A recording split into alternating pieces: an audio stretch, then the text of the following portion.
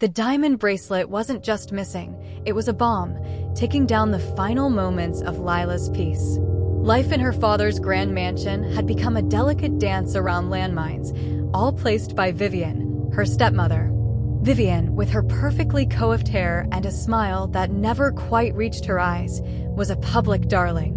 She hosted lavish parties, charmed powerful guests, and spoke in hushed tones about charity work. But the moment the last guest departed, the mask slipped. Her voice, once silken, turned sharp, cutting Lila with veiled insults and passive-aggressive remarks. Lila, who had hoped Vivian would bring warmth to their fractured home after her parents' divorce, found herself an unwanted ghost in her own house. "Lila, darling, are you quite sure you locked the study door last night?" Vivian would ask, her eyes narrowed, after a valuable antique figurine had mysteriously vanished from its display. Or, it's just so unlike me to misplace my emerald earrings. "You haven't tidied up in my room, have you?" These were not questions, but accusations, whispered so softly they were almost polite, yet carrying the weight of a heavy stone. Lila learned to endure, to deflect, to simply exist. Then came the day of the diamond bracelet. It wasn't just any bracelet, it was a family heirloom, Vivian's prized possession, supposedly passed down through generations of her own, conveniently vague, aristocratic lineage. Vivian burst into Lila's father's study, tears streaming down her face, a picture of pure distress. "My darling, what is it?" Lila's father, Richard, asked, rising from his imposing desk. "My bracelet. My beautiful, irreplaceable diamond bracelet." Vivian wailed, dramatically collapsing onto a velvet chaise. "It's gone. Stolen." Richard's face grew pale. He was a man of order, of facts and figures, and theft in his own home was an unthinkable breach. Vivian, still sobbing, slowly turned her gaze to Lila, who had entered the study, drawn by the commotion. Her eyes, though red-rimmed, held a cold, hard glint. "Lila was the last one in my dressing room yesterday." She was admiring it. Lila felt a chill run down her spine. "That's not true. I just walked past the open door." "Oh, Lila, why must you lie?" Vivian sniffled, dabbing her eyes with a silk handkerchief. "I saw you, dear." Just for a moment, admiring its sparkle. Richard looked between the two, his brow furrowed. "Vivian, are you suggesting?" "I'm not suggesting anything, Richard," Vivian said, her voice dropping to a mournful whisper. "I'm simply stating facts. Lila was there, and now it's gone." The mansion became a pressure cooker. Servants were questioned, rooms were searched, but the bracelet remained elusive. Lila felt the weight of her father's disappointment, the unspoken doubt in his eyes. She knew Vivian was behind this, but how to prove it?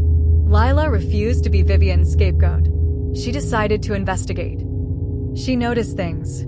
Vivian's overly dramatic grief, for one. And then there was Clara.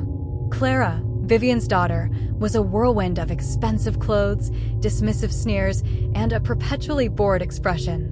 She treated everyone with disdain, especially her own mother, whom she often mocked behind Vivian's back for her vulgar attempts at old money charm. Clara was currently infatuated with a dashing, if slightly smarmy, young man named Sterling.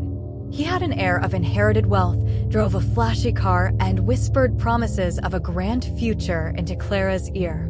Clara, in turn, flaunted Sterling like a prize stallion, showering him with expensive gifts.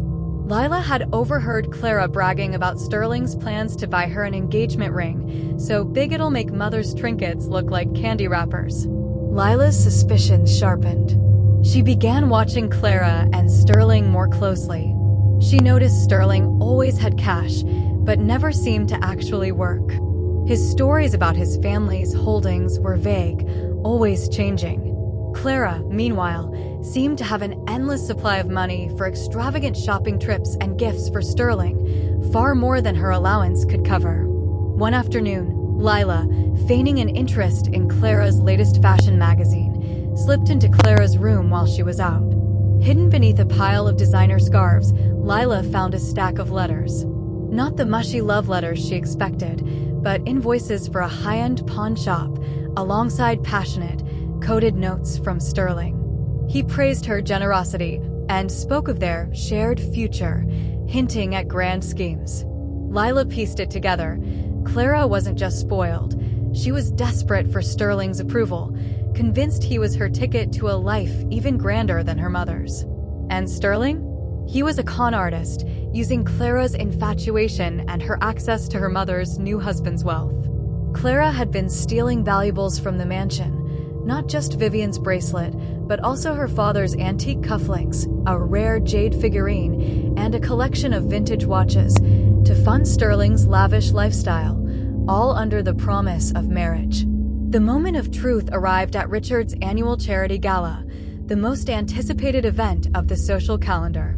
Clara, glowing with pride, arrived on Sterling's arm, wearing a stunning sapphire brooch that Lila recognized instantly from a magazine feature about a recent high-profile theft. It had belonged to a reclusive art collector. Lila moved quickly, speaking quietly to her father's closest friend, Mr. Albright, a renowned art appraiser. She pointed out the brooch, subtly mentioning where she'd seen it before. Mr. Albright, his eyes widening, excused himself. Later, as Richard began his speech, Sterling, looking smug, cleared his throat, ready to make his grand announcement. But before he could speak, Mr. Albright approached Richard, whispering urgently in his ear. Richard's face, usually calm, turned a shade of thunderous red. He paused his speech, his voice now booming through the opulent ballroom. "It has come to my attention," he announced, his gaze sweeping over the crowd, "that a guest among us is wearing stolen property." All eyes turned to Clara and the glittering sapphire brooch. Sterling, his face suddenly pale, tried to make a hasty exit. But Richard's security was swift. "This man," Richard declared, pointing at Sterling, now held firmly by two guards, "is a known con artist.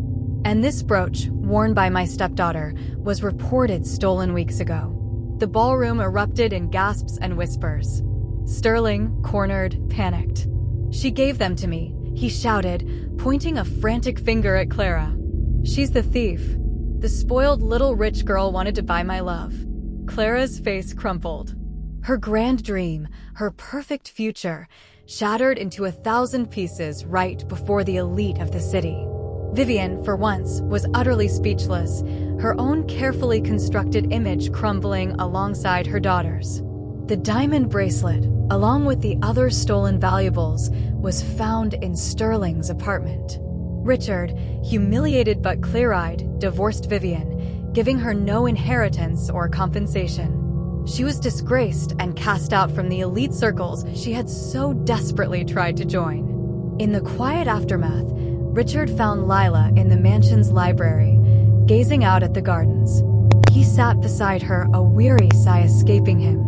"Lila," he said, his voice softer than she had heard it in years. "I owe you an apology. A profound one. You were right all along. About everything." He took her hand, a rare gesture of affection. "This house, this family, it needs your strength, your wisdom. It's always been yours." And so Lila, who had once been an unwanted guest, became the true mistress of her home, her father's trust, and all his properties willed and handed over to her. The diamond bracelet, once a symbol of accusation, became a silent testament to her unwavering spirit and the truth that, in the end, always finds its way to light. If you enjoyed this story, please make sure you like and subscribe. Thank you.